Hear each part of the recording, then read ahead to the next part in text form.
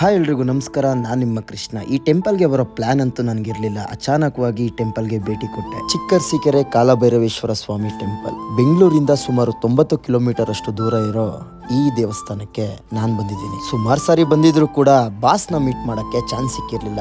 ನನ್ನ ಅದೃಷ್ಟ ಏನೋ ಗೊತ್ತಿಲ್ಲ. ಬಾಸ್ ಪೂಜೆ ಎಲ್ಲ ಮುಗಿಸಿ ಗತ್ತಾಗಿ ನಿಂತಿದ್ರು. ಮನ್ಸಲ್ಲಿರೋ ಬೇಡಿಕೆ ಏನಾದ್ರು ಬೇಡ್ಕೊಂಡು ಇವ್ರ ಮುಂದೆ ಕೈ ಚಾಚಿ ಕುತ್ಕೊಂಡ್ರೆ ಆ ಕೆಲಸ ಆಗುತ್ತೋ ಆಗಲ್ವಾ ಅನ್ನೋದನ್ನ ಅವ್ರ ಪಾದನ ನಮ್ಮ ಕೈ ಮೇಲೆ ಇಡೋದ್ರ ಮೂಲಕ ಉತ್ತರನ ತಿಳಿಸುತ್ತೆ. ಅದು 1 ನಿಮಿಷ ಆದ್ರೂ ಆಗ್ಬೋದು, 1 ಅವರ್ ಆದ್ರೂ ಆಗ್ಬೋದು. ಇವ್ರನ್ನ ನೋಡೋದೇ ಒಂದು ಖುಷಿ. ಅದರಲ್ಲಿ ನನ್ನ ಕೇಳು ಅಂತ ಬಾಸ್ ಮುಂದೆ ಕುಂಡ್ರಿಸಿದ್ರು. ನಾನು ಕೇಳಿದಿಷ್ಟೇ, ನಿಮ್ಮ ಹತ್ರ ಬೇಡ್ಕೊಳ್ಳೋಕ್ಕೆ ಬೇಡಿಕೆ ಏನೂ ಇಲ್ಲ. ನೀನು ಮಾಡೋ ಪ್ರತಿಯೊಂದು ಒಳ್ಳೆ ಕೆಲಸದಲ್ಲೂ ನಾನು ಹಿಂದೆ ನಿಂತಿರ್ತೀನಿ, ಹೋಗೋ ಮಗನೇ ಅಂತ ಒಂದು ಆಶೀರ್ವಾದ ಮಾಡ್ಕೊಡಪ್ಪ ಸಾಕು ಅಂತ. ಅದಕ್ಕೆ ಬಾಸು